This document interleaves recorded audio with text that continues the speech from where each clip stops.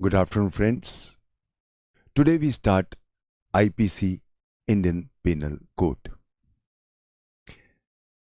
IPC के बारे में मशहूर है, जिसको आईपीसी पढ़ने आ गई उसको लॉ पढ़ना आ गया। जो आईपीसी को इंटरप्रेट कर सकता है वो कोई भी लॉ इंटरप्रेट कर सकता है।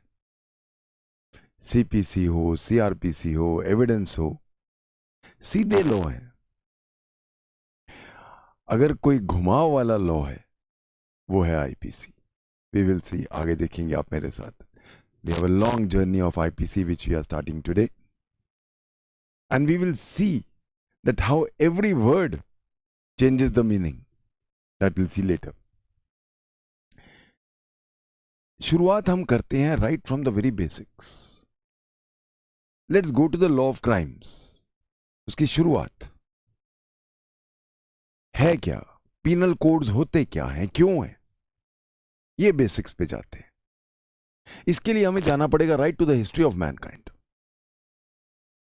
उसके अंदर हम देखते हैं कि जो सबसे पुराना स्टोन एज का मैन था, जो पैलियोलिथिक मैन था, सबसे पुराना, या उसके बाद इवन मिजोलिथिक तब भी हम देख लें, एक ही राइट था, और वो राइट क्या था? Might. Might was right. So all rights belong to those people who had might. आहिस्ता आहिस्ता जैसे सोसाइटी बढ़ी, सिविलाइजेशन बढ़ा, जरूरत पड़ी एक सोशल ऑर्डर की। सोशल ऑर्डर के लिए हमें बहुत कुछ चाहिए था। सोशल ऑर्डर वो होता है जो सब लोग माने। कैसे मानेंगे? खासकर ऐसी चीजें जो हम, कुछ एक्ट्स या ओमिशंस, कोई ऐसा आदमी हो जो बोले कि ये आपको नहीं करना, बी उस आदमी की बात सब माने, और सी अगर आप तोड़ोगे, अगर आप वो नहीं मानोगे तो पनिशमेंट मिलेगी। ये बेसिक्स है। अगर हम बिल्कुल एंशियंट हमारी सिविलाइजेशंस में जाएं, रोमन सिविलाइजेशन ले लो, वैदिक सिविलाइजेशन ले लो, बाइजेंटाइन एम्पायर देख लो, कोई भी देख लो, वो एम्पायर क्यों बने, वो सिविलाइजेशंस क्यों बनी? क्योंकि उनके अंदर एक कोहेसिव ऑर्डर था जिसको हम कहते हैं सोशल ऑर्डर। सोशल ऑर्डर कौन लाएगा? सोशल ऑर्डर एक ऐसा आदमी लाएगा जिसकी बात सब मानने को तैयार है। ऑस्टिन के वर्ड्स में अगर मैं बोलूं, ज्यूरिस्प्रूडेंस वाले ऑस्टिन की, तो वो आदमी था सॉवरेन। अगर मैं वैदिक एज की बात कर लूं तो वो आदमी था राजन। सिमिलरली अगर आप रोमन एम्पायर में चले जाओ, रोमन एम्परर्स हैं, तो बेसिकली एक ऐसा आदमी था जो सोशल ऑर्डर के नॉर्म्स सेट करता था। जो ये हमारा कंसेप्ट है सॉवरेन का, ये चेंज होता गया। सॉवरेन चेंज होते गए। सॉवरेन पहले एक इंसान था, एम्परर था, राजन था। आहिस्ता आहिस्ता सॉवरेनिटी के concept with the advent of society change होते गए। State, democracy, we the people, जैसा कि इंडियन कॉन्स्टिट्यूशन में है, सॉवरेन बन गए। कम्युनिज्म में, सोशलिज्म में, मोनार्की में, या जैसे कि वो एक नॉर्थ कोरिया में हमारे एक बहुत ही रिस्पेक्टेड एक ऑटोक्रेट है, किम जोंग। ये सब सॉवरेन्स हैं। कायदे से सॉवरेन का काम क्या है? वो एक्ट या ओमिशन तय करना I am using two words, act और ओमिशन। वो एक्ट या ओमिशन तय करना जो आप नहीं करोगे। सो वो एक्ट्स जो आप नहीं करोगे या वो ओमिशंस जो आप नहीं करोगे, ये तय करेगा। और अगर आप करोगे तो फिर एक प्री डिटर्मिन्ड, निर्धारित सजा मिलेगी। वो सजा डेथ पेनल्टी भी हो सकती है और छोटा सा फाइन भी हो सकता है, वो अलग बात है। तो कायदे से एक सॉवरेन होगा जो एक्ट्स और ओमिशंस कौन से करने और कौन से नहीं करने डिटर्मिन करेगा। और अगर आप उनको तोड़ते हो तो फिर पनिशमेंट। ये जो इंस्ट्रूमेंट की मैं बात कर रहा हूं, ये एक इंस्ट्रूमेंट बन गया। This instrument of social control, social order को कहते हैं पीनल कोड। जिस देश का पीनल कोड होता है उस देश का, Indian penal code, Bangladesh penal code, Sri Lanka penal code. हर मोनार्क, हर सॉवरेन, हर वी द पीपल अपने मुताबिक देखेंगे कौन से एक्ट्स और ओमिशंस नहीं करने।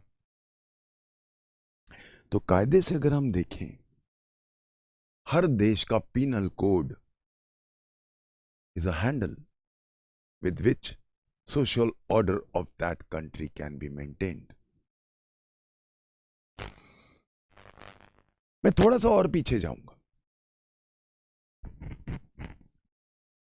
शुरुआत कहां से हुई? What is the difference between three words?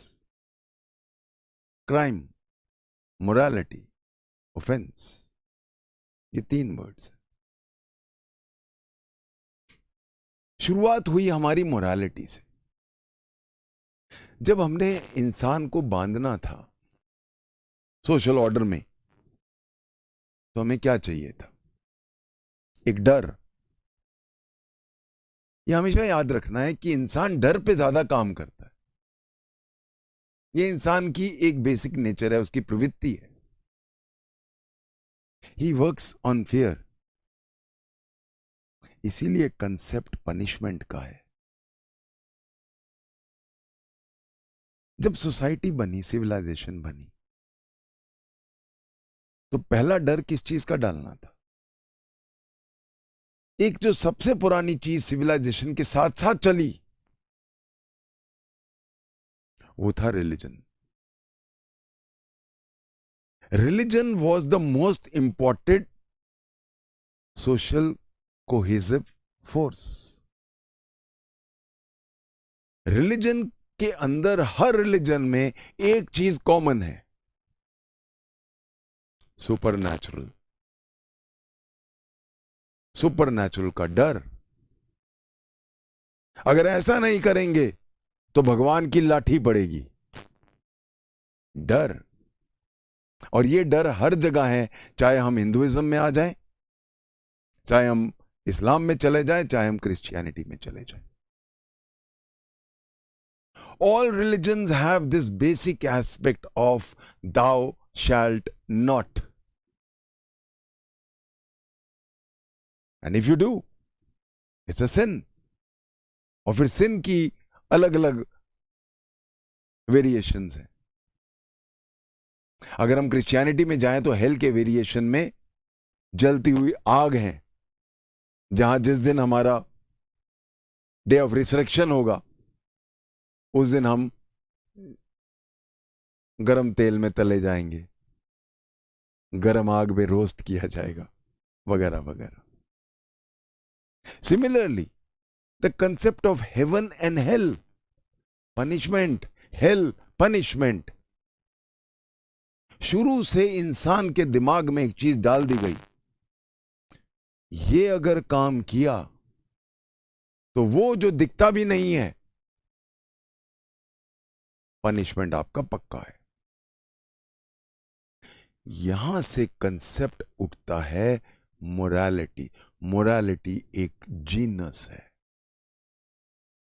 अगर जो चीज रिलीजन ने, मोरालिटी ने कह दिया दाउ शैल्ट नॉट, आप कर रहे हो,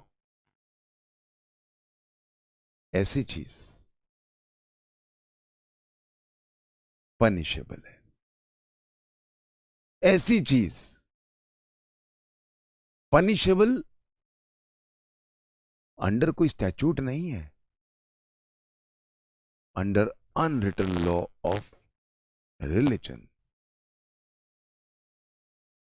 ऐसे एक्ट्स को हम कहते हैं crime.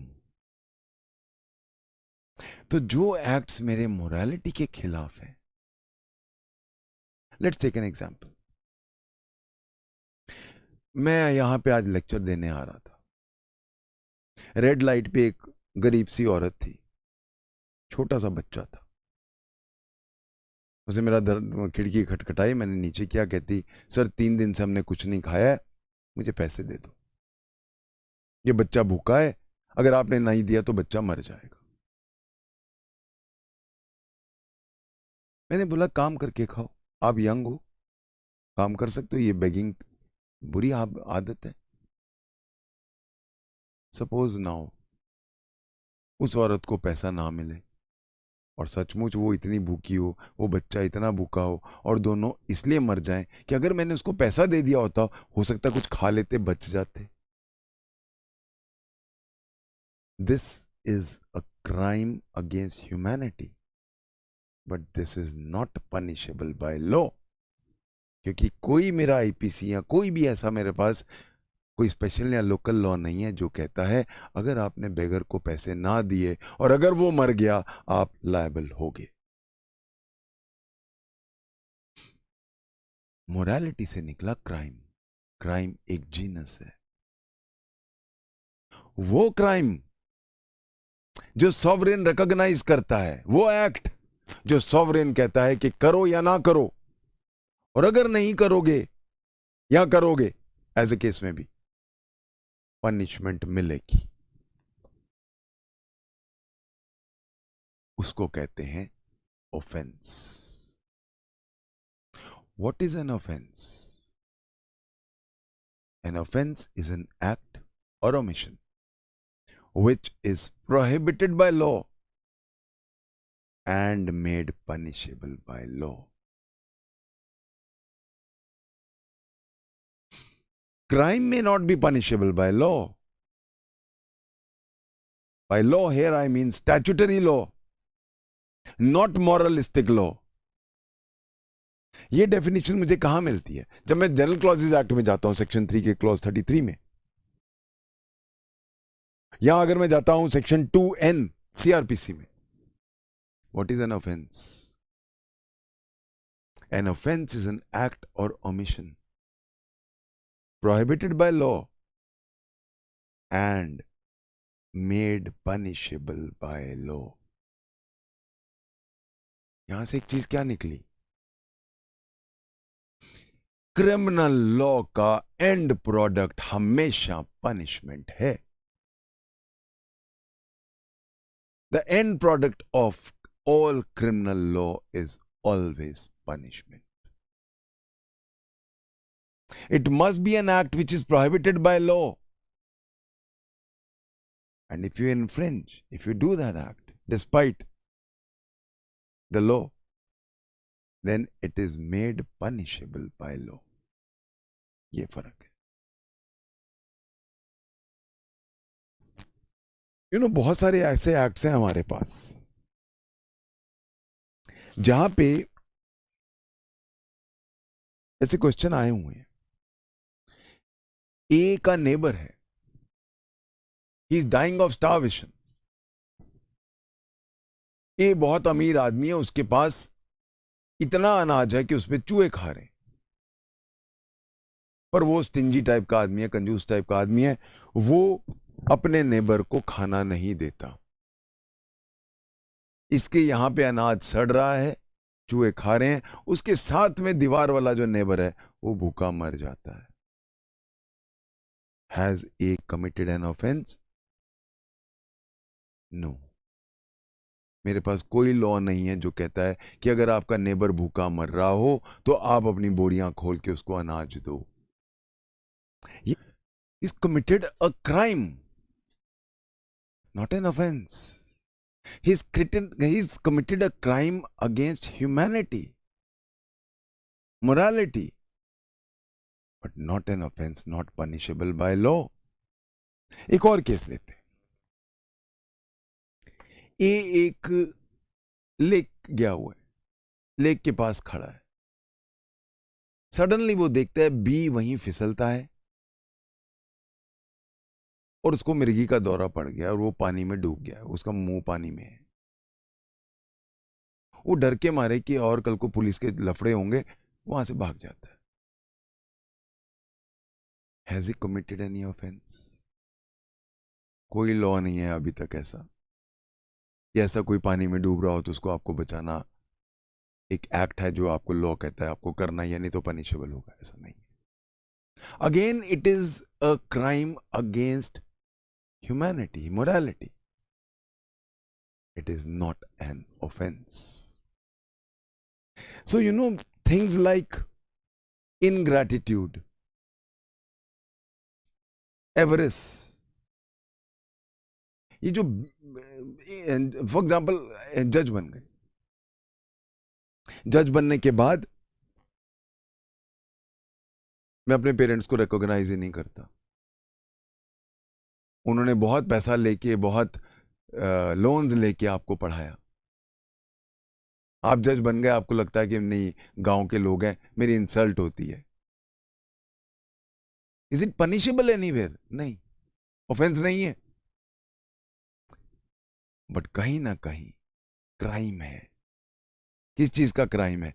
Crime against, as I said, morality, humanity, all those things. कभी भी अगर कोई लॉ बनाना है, एक सोशल ऑर्डर मेंटेन करना है, तो किस चीज को देखेंगे?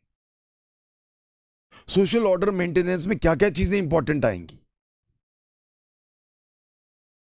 पहला, मेरी स्टेट प्रोटेक्टेड रहे. There should be, I should not be working against my own state. Second, I should not be, I have to protect whom? All individuals against individuals. I have to protect the property of all individuals against other individuals. तो मोटा मोटा social order में क्या क्या आएगा? ए, state को protect करना है. बी, इंडिविजुअल को प्रोटेक्ट करना है. इंडिविजुअल को किस चीज में प्रोटेक्ट करना है? उसकी लाइफ और उसकी प्रॉपर्टी.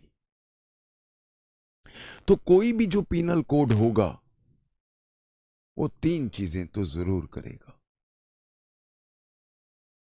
सबसे इंपॉर्टेंट क्वेश्चन ये उठता है कि सबसे इंपॉर्टेंट कौन से वाले आपके ऑफेंसेस होते हैं? सबसे इंपॉर्टेंट ऑफेंसेस हमेशा, कोई कहेगा मर्डर है, कोई कहेगा रेप है, कोई कहेगा चोरी है, कोई कहेगा डकैती है. सबसे डेंजरस ऑफेंस होते हैं अगेंस्ट स्टेट. स्टेट है तो आप हैं, स्टेट नहीं तो आपका एग्जिस्टेंस नहीं है, आपका वजूद नहीं है.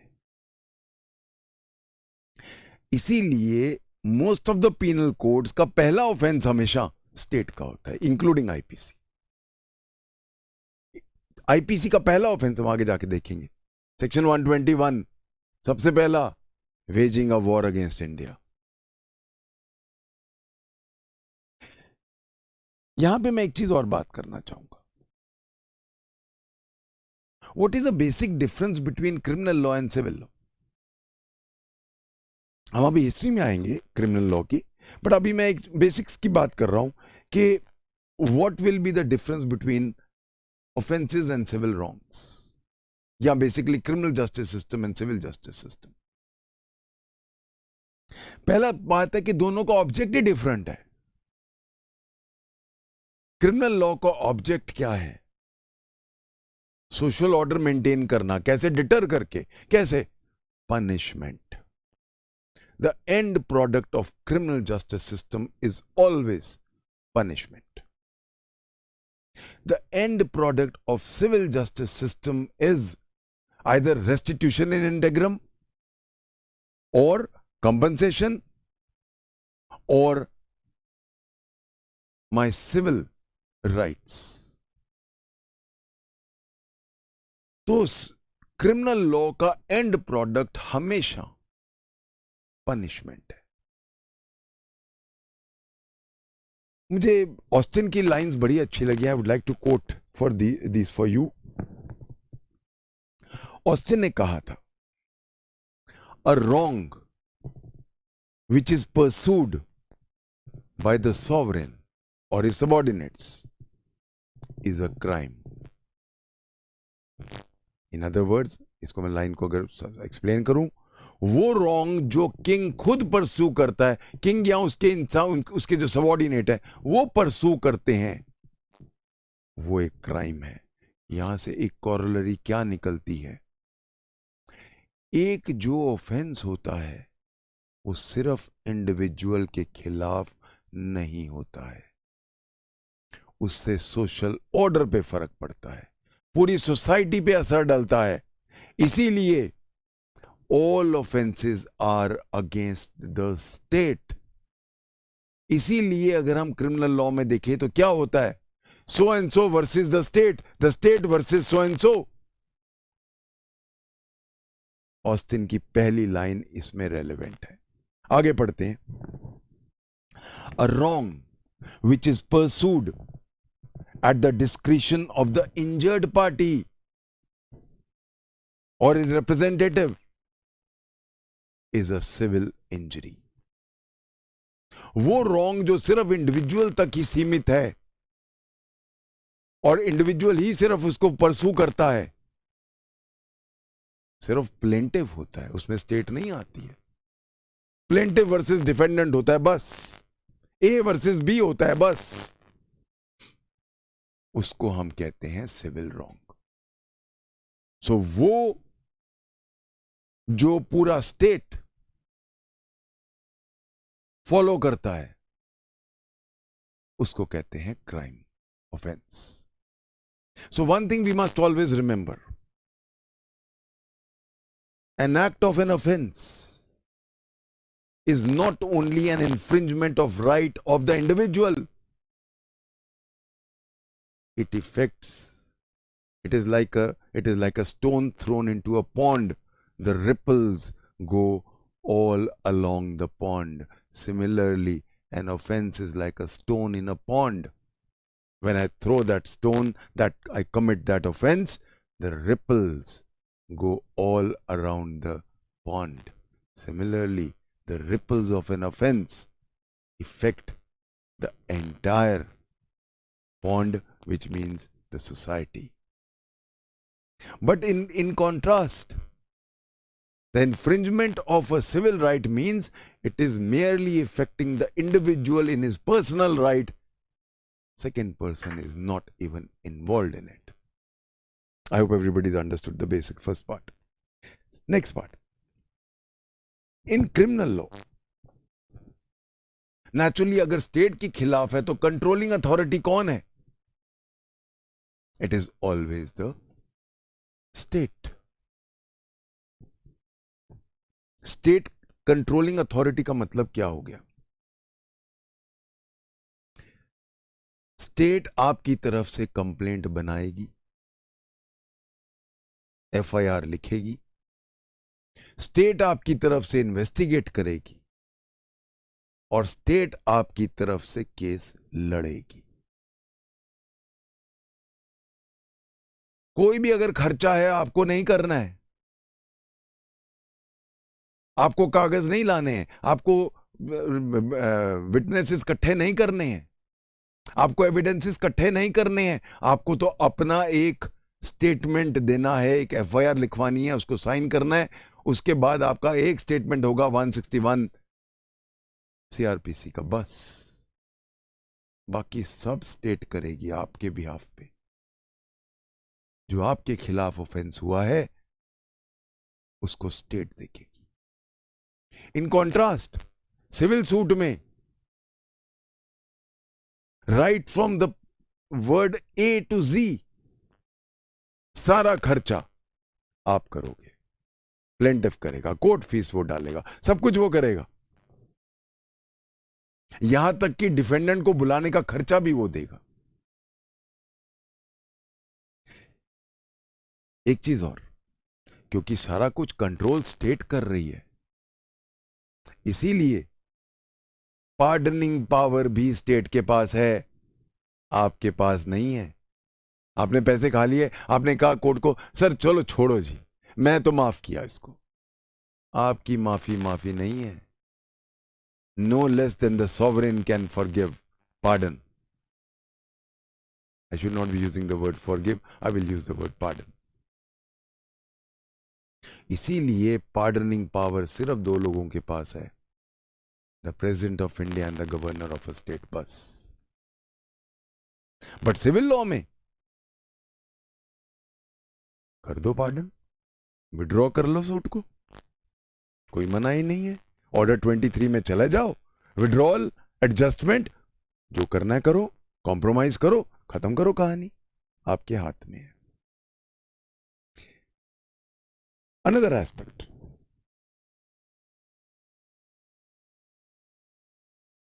एक before I go to the other aspect, एक मुझे बड़ा इंटरेस्टिंग केस है जो मैं कोट करना चाहूंगा।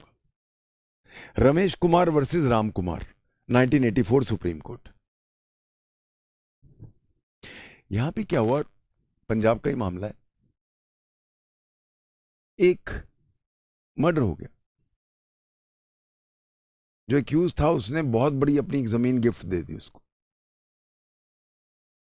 उसने कहा जी ये लो, माफ करते हैं, चलो आपको मैं बहुत बड़ा अपना जमीन दे देता हूं, बहुत बड़ी गलती होगी, मैंने मार दिया, मुझे बहुत तकलीफ हो रही है, एक काम करो सर, आप मेरी काफी सारी जमीन ले लो ताकि आपका एटलीस्ट आगे कोई प्रॉब्लम ना आए।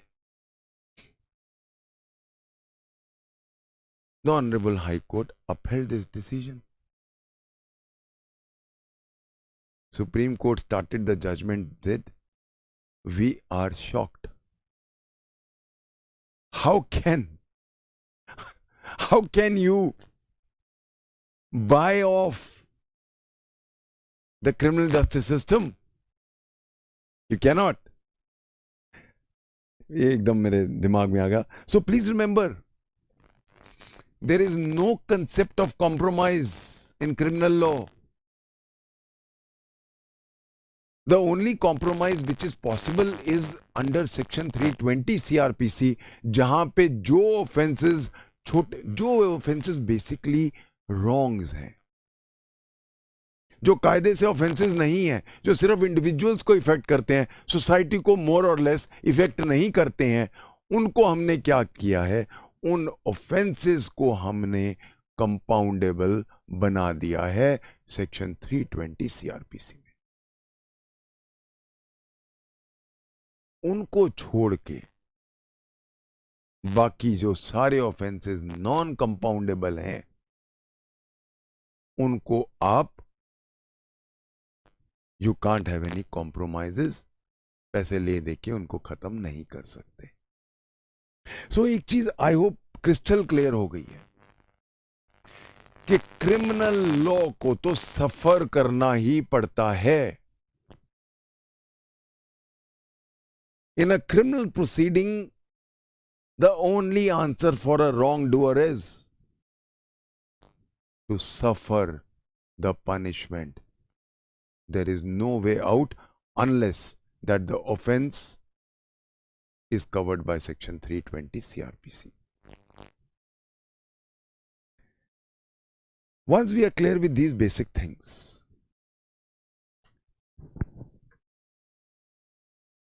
next question ये उठता है कि अगर हम फाइनलाइज करें, अगर हम एक बार रिवाइज करें,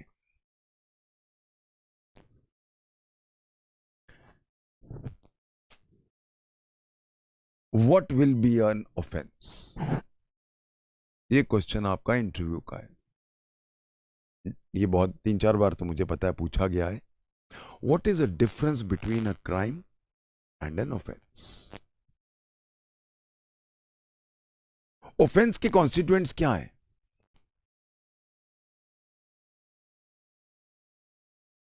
An act or omission must have been prohibited by law. That act or omission prohibited by law, the accused has committed. This act or omission's infringement is made punishable by law.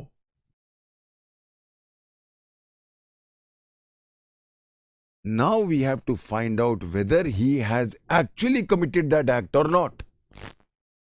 So what is the procedure to find out whether you have actually committed that act or omission or not?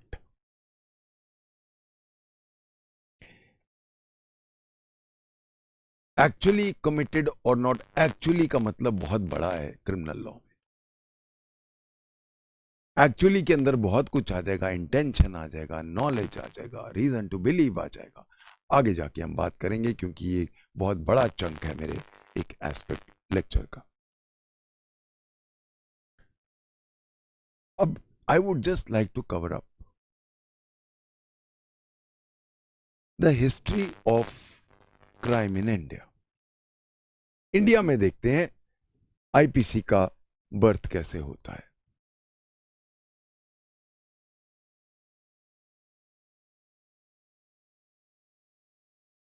अगर हम देखें history of crime in the world, पहले world की बात करते हैं. The law of ancient man was the law of wrongs. It was not the law of crimes. It was an age of compensation. Every wrong could be compensated. Blood money. Murder हो गया तो पैसे दे दो, छूट जाएंगे. बहुत साल, बहुत साल, many centuries, the basic law was a law of wrongs. Punishment का कंसेप्ट नहीं था. उसके बाद आता है 8वीं-9वीं सेंचुरी के आसपास the law of punishment and the law of crimes. एक लॉ ऑफ क्राइम्स में बेसिक क्या था? पनिशमेंट. कायदे से अगर हम देखें, पनिशमेंट की थ्योरीज चेंज होती गई. शुरुआत हुई थी रेट्रीब्यूशन से कि आप मुझे पैसा क्या दोगे, मैं खुद अमीर हूं, उसने मेरी आंख निकाली है, मैं उसकी आंख निकालूंगा. Eye for an eye, tooth for a tooth. यहां से शुरुआत होती है. उसके बाद जो नेक्स्ट स्टेप पे हम गए, that was basically the preventive theory of punishment. जो ऐसा खतरनाक आदमी है उसको जेल में ही बंद कर दो, ना रहेगा बांस, ना बजेगी बांसुरी, वो अंदर ही बंद रहेगा. Preventive theory. उसके बाद आई तीसरी theory, deterrence theory. How do we deter a person? Stringent punishment दे दो, सब डर के रहेंगे, सब दहल के रहेंगे. So deterrence. और with the advent of society, new आज के दिन हम आते हैं जो, अब आती है हमारी reformation theory. Reformation theory basically humanism पे है. Hate the sin, not the sinner. ये बेस है. जो भी थ्योरी हम मानना चाहें वो अलग है, हमारी अपनी अपनी मर्जी है हम कौन से इसको थ्योरी को लेना चाहें. बट जब शुरुआत हुई तो पनिशमेंट बेसिस था, और पनिशमेंट का एक बेस और इंपॉर्टेंट था जिसको हम कहते हैं स्ट्रिक्ट लायबिलिटी। जो करेगा वो भरेगा, जो करेगा वो भरेगा, इवन इनएनिमेट ऑब्जेक्ट्स। मेरी से टकराओगे, कोई चोट लगी, इसको तोड़ दो। बड़े इंटरेस्टिंग हमारे पास एग्जाम्पल्स हैं। बग्गी से चोट लगी, बग्गी को तोड़ के फेंक दिया पहाड़ से। इफ अ मैन और a woman was killed by an ox, the ox should be stone to death. एक किसी का एस, गधा, किसी के दूसरे फील्ड में चला गया, उसका एक कान काट दिया। दोबारा किसी और के फील्ड में चले गया, दूसरा कान काट दिया। ये सब रिपोर्टेड केसेस हैं। 1266 का केस है। एक पिग ने एक बच्चे को काट लिया, उसको जिंदा जला दिया गया। 1389 का केस है एक मेरे पास, मॉन्टबार का, magistrate of Montbar. He gave a death penalty to a horse. He was tried and given death penalty for kicking a man to death. इसका बेस क्या था? Strict liability. जो करेगा वो भरेगा, चाहे वो एनिमेट ऑब्जेक्ट हो, चाहे वो एनिमल हो, चाहे वो इनएनिमेट ऑब्जेक्ट हो, और चाहे वो इंसान हो। तो जो करेगा वो भरेगा बेस था, शुरुआत थी।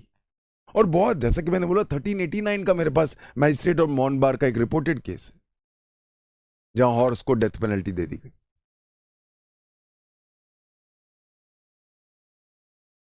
जैसे जैसे there was a time called dark ages. Dark ages में क्या था? Rule of the church. आपको देखना है कि आप इनोसेंट हैं कि नहीं। तो आपका अगर आपने चोरी की, आप पे कोई इल्जाम है, तो हम आपके हाथ पे जलता हुआ सिक्का रख देते हैं। अगर आपका हाथ नहीं जला तो आप सही हैं। अगर कोई कह दे कि सूरज जो है वो ईस्ट से उगता है, वो कहते हैं नहीं नहीं वेस्ट से उगता है, आपने ईस्ट कह दिया तो ब्लास्फेमी है, आपको जिंदा जला दिया जाएगा। चाहे जोन ऑफ आर्क हो या जो भी हो, we have so many examples of this absolute lack of rational thought. Nothing at all.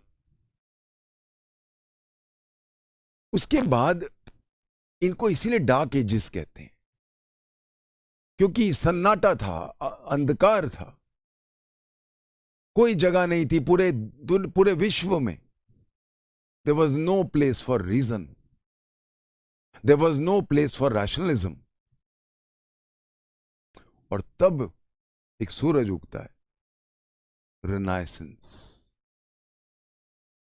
Dark ages के बाद जो सूरज उगा, रिनाइसेंस का सबसे बड़ा एस्पेक्ट था reason, my reason, rationalism. Naturally उसका असर आना ही था क्रिमिनल लॉ पे। अब लोगों ने पूछना शुरू किया कि एक आदमी जो सोच समझ के मर्डर कर रहा है, और एक आदमी जिससे गलती से मर्डर हो गया, और एक आदमी जिसको पता भी नहीं है एक्सीडेंट से हो गया, इन तीनों को हम बराबर कैसे रख सकते हैं? तीनों को फांसी देना गलत है। हमें देखना पड़ेगा उसके माइंड में क्या चल रहा था।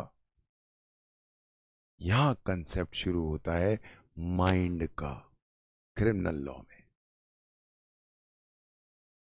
और यहां से उठता है हमारा एक वर्ड जो क्रिमिनल लॉ का एक बहुत बेस वर्ड है, मेंस रिया, गिल्टी कॉन्शियंस। मेरी गिल्टी कॉन्शियंस है तो कितनी गिल्टी कॉन्शियंस है? शेड्स आ गए, या बिल्कुल ब्लैक, या कम ब्लैक, या लाइट ग्रे, सजा वैसे ही मिलेगी। यही लॉ हमारा लास्ट फेज का लॉ है, क्रिमिनल लॉ का, जहां पे पहली बार माइंड का कंसेप्ट, रीजन का कंसेप्ट, रैशनल कंसेप्ट आता है। ये कंसेप्ट बहुत जल्दी फैलता है पूरे दुनिया में, पूरी दुनिया इसको एक्सेप्ट करती है क्योंकि सेंस बनती है। एक आदमी जो बिल्कुल प्लानिंग से मर्डर कर रहा है और एक आदमी गमला गलती से नेग्लिजेंटली बाहर रख देता है, खिड़की के बाहर हाथ लग जाता है, नीचे गिरता है, किसी के सिर पे गिर जाता है, वो मर जाता है। इन दोनों को बराबर कैसे रख सकते हैं हम? इसीलिए कंसेप्ट आ गया मेंस रिया। पूरे दुनिया में ये एक्सेप्ट हुआ। इसका पहला जुडिशियल प्रोनाउंसमेंट हमें मिलता है 1798 में in a famous case of Fowler, FOWLER versus Padget, PADGET। ये क्वेश्चन बहुत बार प्रीलिम्स में आया हुआ है। फाउलर और पैजेट किस चीज से डील करता है? Actus non facit mens sit rea. ये हम बाद में बात करेंगे।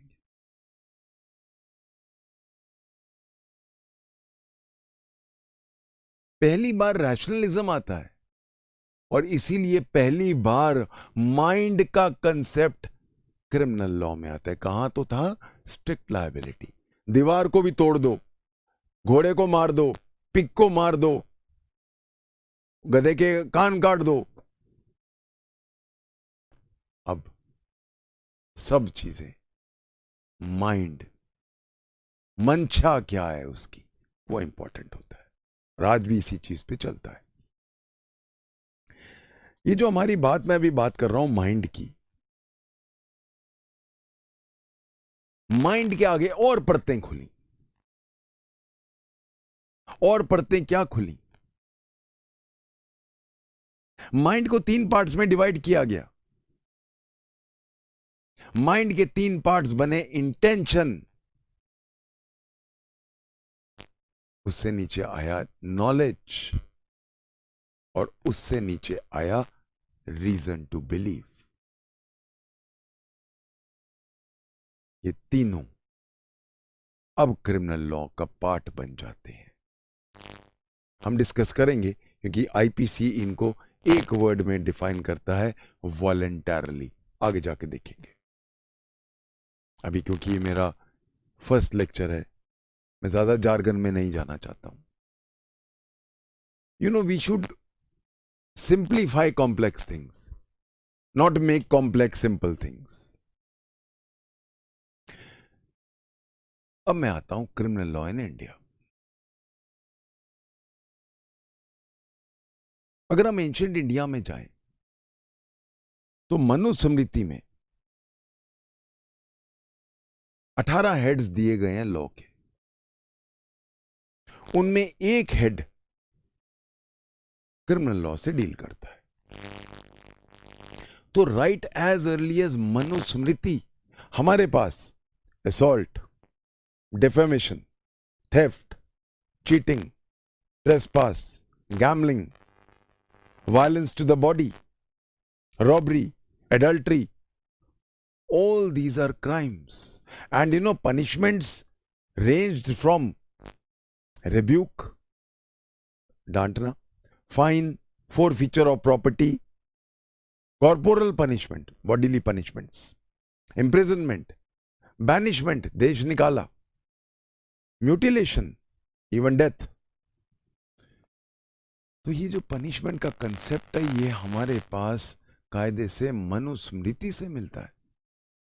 एज अर्ली एज मनुस्मृति, हजारों साल पहले, कितने 100 साल पहले की बात। पहला जो कोशिश की गई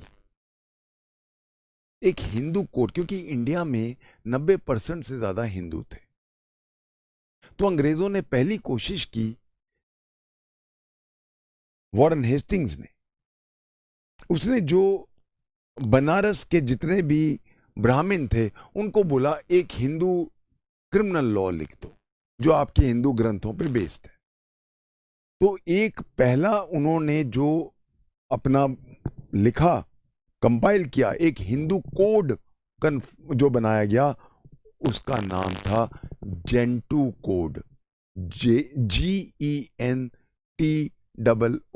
जेंटू कोड।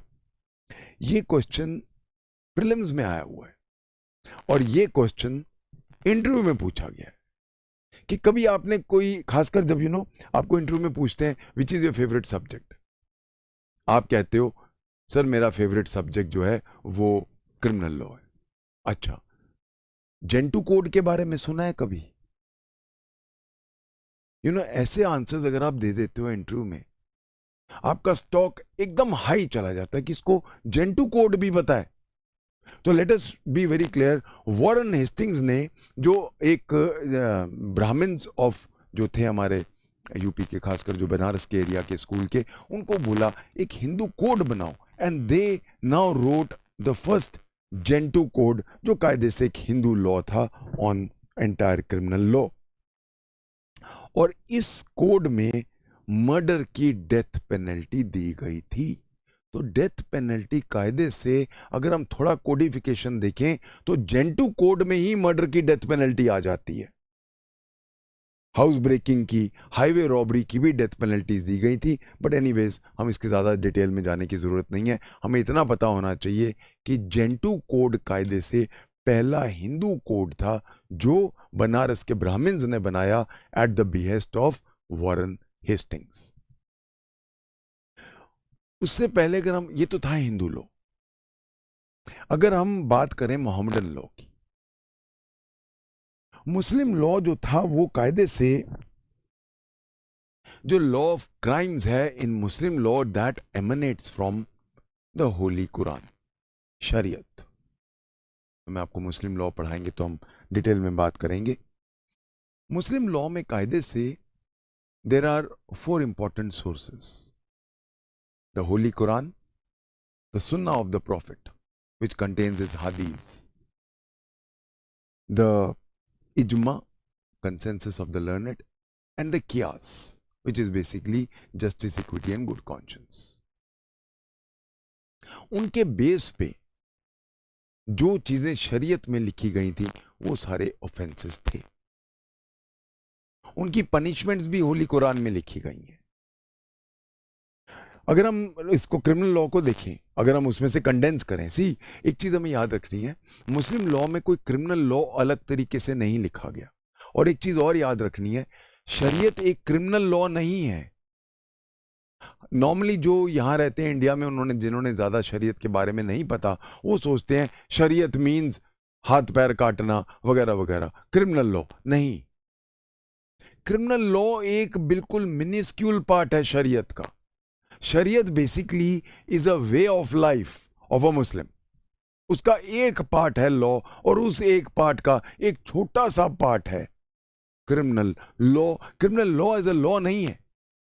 उनकी आयात में एक चीज आ जाती है कि फॉर एग्जाम्पल आप चोरी नहीं करोगे, अगर चोरी करोगे तो हाथ काट दिए जाएंगे। आप अडल्ट्री नहीं करोगे, अगर अडल्ट्री करोगे तो आपको स्टोनिंग बाय डेथ होगा। तो इस तरह से एक स्पेसिफिक, जैसे कहते हैं section so and so offence, ऐसा नहीं है। उसके अंदर बिहेवियर के अंदर ही उसकी पनिशमेंट गिवन है। So that is why we can divide कि the entire law of crimes, अगर हम उसमें से कल आउट करें होली कुरान में से, तो हम उनको 3 पार्ट्स में डिवाइड कर सकते हैं। पहला हम करेंगे किस्सास। किस्सा वो होते हैं जहां पे, तो बेसिकली अगर हम देखें तो मुस्लिम लॉ का जो लॉ है वो बेसिकली बेस्ड ऑन मोर और लेस ऑन पनिशमेंट्स। तो किस्सास वो वाले ऑफेंसेस है जहां पे रिटेलिएशन है, eye for an eye, tooth for a tooth है। तो उसमें कौन से ऑफेंसेस आते हैं, वो आ गए किस्सास में। सिमिलरली जहां हद की बात करें, सेकंड हद वो ऑफेंसेस हैं जहां पे स्पेसिफिक पेनल्टीज दी गई हैं। फॉर एग्जांपल थेफ्ट करेगा तो हाथ काट देंगे, एडल्ट्री करेगा तो स्टोन टू डेथ कर देंगे, जहां पे स्पेसिफिक पनिशमेंट्स दी गई हैं। और तीसरा जो हम उसको हेडिंग दे सकते हैं वो है ताजीर, TAZEER। ताजीर मीन्स बेसिकली डिस्क्रिशनरी पनिशमेंट्स, छोटे ऑफेंसेस होते हैं जहां पे काजी की या जो भी काजी का काम कर रहे हैं उनका वो प्रेरोगेटिव है कि कितनी पनिशमेंट देनी है. इन अदर वर्ड्स, डिस्क्रिशनरी पनिशमेंट्स. एक चीज बड़ी इंटरेस्टिंग है, मुस्लिम लॉ में कल्पेबल होमिसाइड बहुत ब्यूटीफुली वेल ग्रेडेड है. होमिसाइड के 5 ग्रेड्स हैं. और मुझे तो बहुत बार लगता है कि जो हमारा सेक्शन 299 और 300 है उसमें Macaulay must have drawn heavily on this. मेरे अपनी पर्सनल फीलिंग है ये, क्योंकि जब मैं ये पढ़ता हूं एग्जैक्टली यही चीजें वहां मिलती हैं. फॉर एग्जाम्पल कत्ल अमद.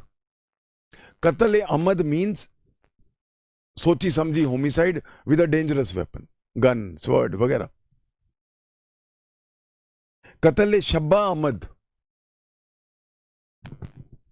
homicide by a weapon which is not likely to cause death, जो बेसिकली नॉलेज में जाएगा, हम आगे देखेंगे. कत्ल खता, गलती से होमिसाइड हो गया. उसके बाद इनवॉलेंटरी होमिसाइड, एक्सीडेंटल होमिसाइड. 5 तरह के होमिसाइड्स दिए गए हैं. And that is the reason why we have a very well developed law of homicide, culpable homicide in section 299 and 300. जब हम पढ़ते हैं तो बहुत मुझे बार बार मुस्लिम लॉ याद आता है कि जब मैं वहाँ डिटेल पढ़ता हूँ तो मेरा ऑटोमेटिकली ध्यान खिंचा जाता है यहाँ पे कि यहाँ पे भी 5 ग्रेड्स दिए गए थे, जो काफ़ी कुछ हम कह सकते हैं Macaulay must have drawn from this. अगर मैं आता हूँ ब्रिटिश इंडिया में, ब्रिटिश इंडिया जब आई थी तो east India company naturally rule कर रही थी. तो प्रेसिडेंसीज में कॉमन लॉ चलता था, क्रिश्चियंस के लिए कॉमन लॉ चलता था. मुफसिल्स में बाहर, प्रेसिडेंसीज के बाहर हिंदूज पे हिंदू लॉ चलता था, मुसलमानों पे मुस्लिम लॉ चलता था. हाउएवर जो पहला एक सिस्टम बनता है वो आता है हमारे रेगुलेटिंग एक्ट 1773 से. This is the first major attempt to reform the criminal justice system in India. अब क्या होता है, पहली बार इंडिया में जिसको हम कहते हैं फौजदारी अदालत, वो शुरू होती है. हर डिस्ट्रिक्ट में एक क्रिमिनल कोर्ट बन गया अलग. पहले क्रिमिनल लॉ, क्रिमिनल कोर्ट्स अलग नहीं होते थे. अब 1773 के पासिंग के बाद, रेगुलेटिंग एक्ट के बाद, अब हमारे पास अलग क्रिमिनल कोर्ट्स बनते हैं कॉल्ड फौजदारी अदालत. उसके अंदर क्या होता था, यूरोपियन कलेक्टर हेड करता था और उसकी मदद करते थे 2 मौलवी और पंडित. एक जो बड़ा इंपॉर्टेंट एस्पेक्ट था वो था पहली बार एक सुप्रीम कोर्ट बनता है कि अगर नीचे कोई गलती है तो उसके ऊपर कोई एक एपेलेट कोर्ट होना चाहिए. ये कंसेप्ट नया था इंडिया में और इसीलिए इंडिया में आता है निजामत सदर अदालत, पहला इंडिया का सुप्रीम कोर्ट. निजामत सदर अदालत, एग्जाम में आया हुआ है ये क्वेश्चन. ये पहला सुप्रीम कोर्ट है जो कलकत्ता में एस्टैब्लिश होता है on 26 March 1774. So we have फौजदारी courts and now we have one Supreme Court looking after all the appellate aspects, and that is now established at Calcutta as निजामत सदर अदालत. उसके बाद जो नेक्स्ट हमारे रिफॉर्म्स आते हैं और एक बहुत बड़ा डेवलपमेंट होता है वो होता है 1793 में लॉर्ड कॉर्नवालिस के टाइम पे. लॉर्ड कॉर्नवालिस की जो जुडिशियल रेगुलेशंस हैं वो बहुत फेमस है.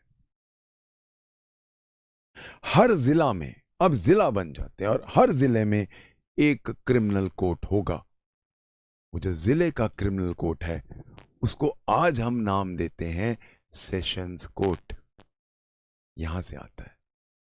सो कॉर्नवालिस के जुडिशियल रेगुलेशंस में हर जिले में एक क्रिमिनल कोर्ट होगा which will be headed by a European assisted by 3 experts of Hindu law and of Muslim law. पहली बार 4 एपलेट कोर्ट बनते हैं। वो तो सुप्रीम कोर्ट था, 4 एपलेट कोर्ट बनते हैं। कहां बनते हैं? Calcutta, Dhaka, Patna and Murshidabad.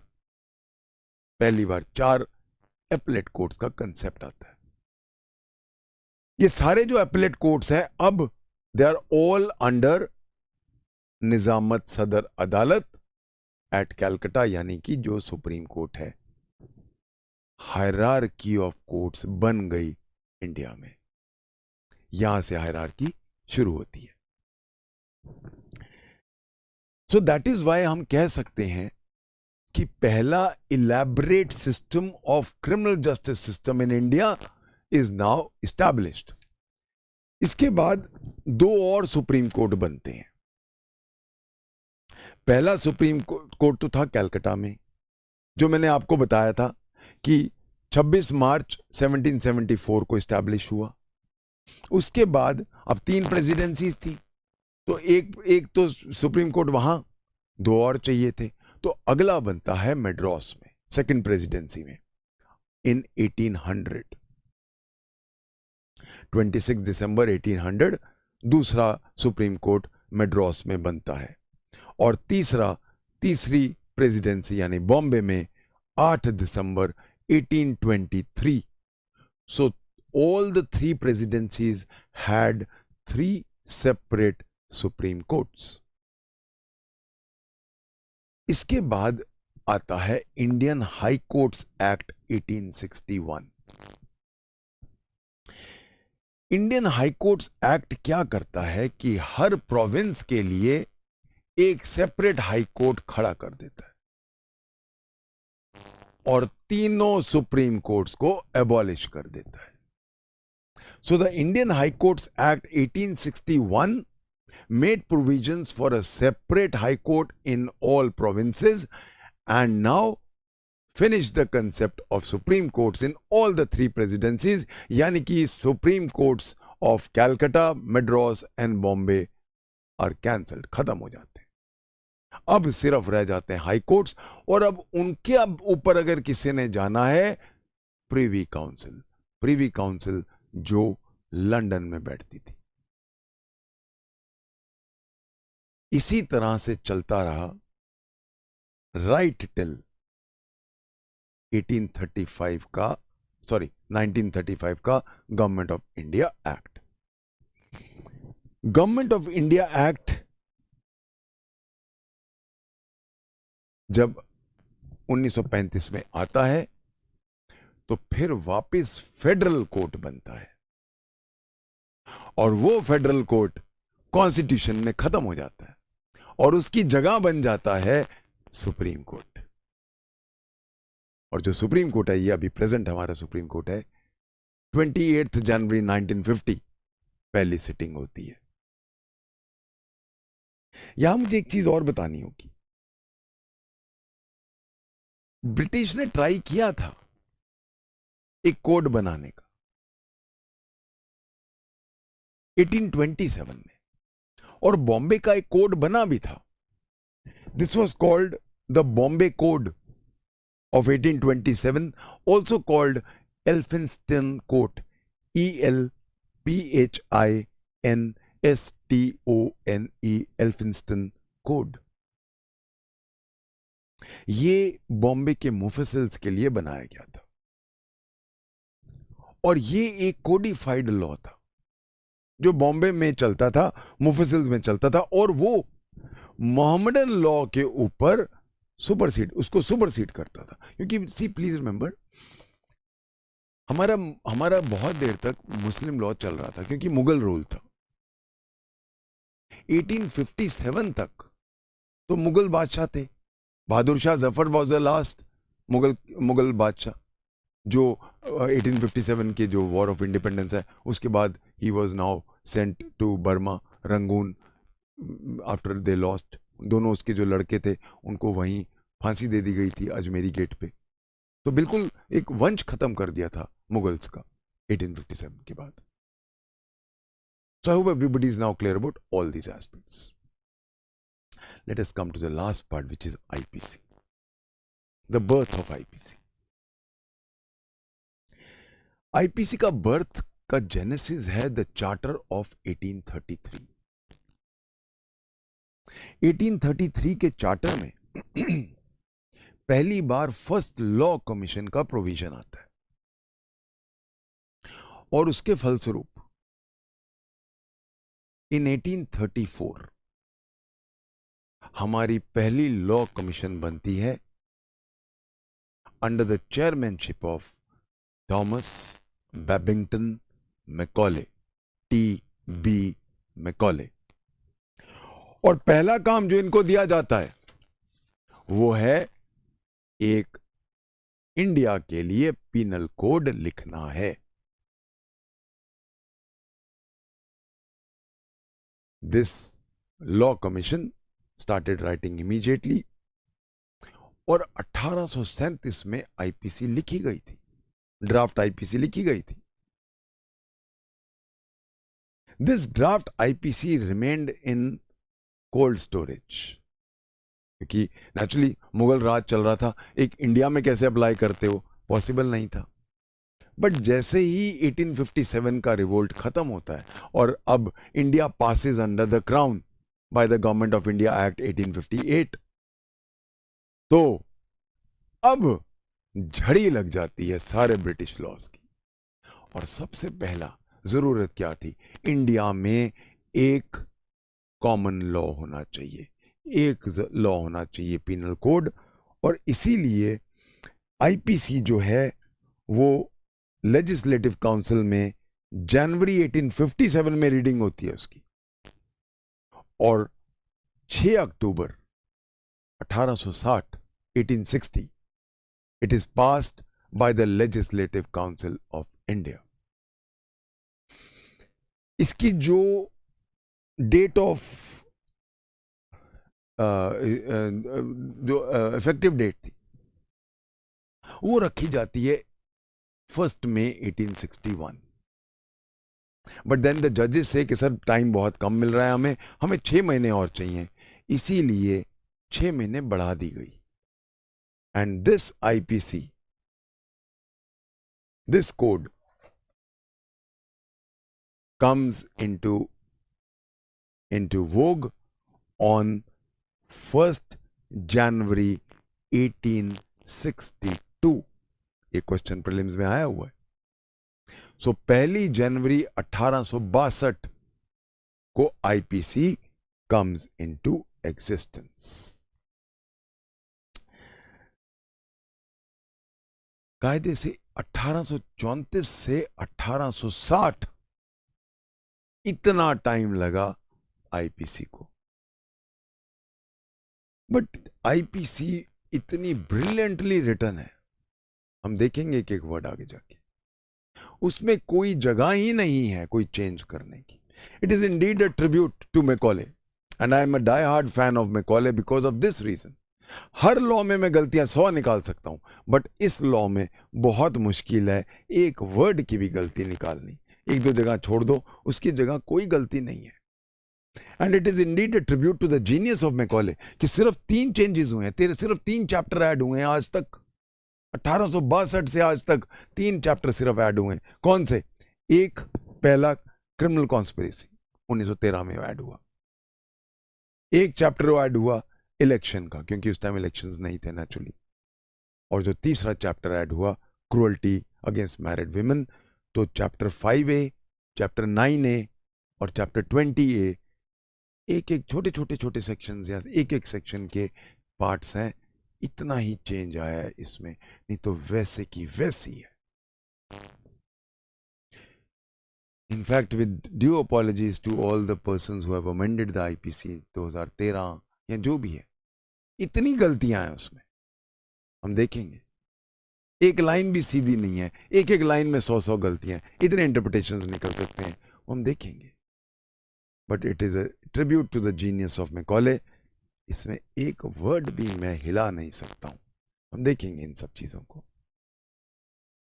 So I hope now everybody is clear about the history of IPC and the history of crime और द क्रिमिनल जस्टिस सिस्टम, कैसे इस दुनिया में आया, कैसे बढ़ा, इसकी हिस्ट्री क्या है, और basically criminal law, criminal justice system के बारे में ये मेरा एक इंट्रोडक्टरी लेक्चर था। I hope everybody is understood it.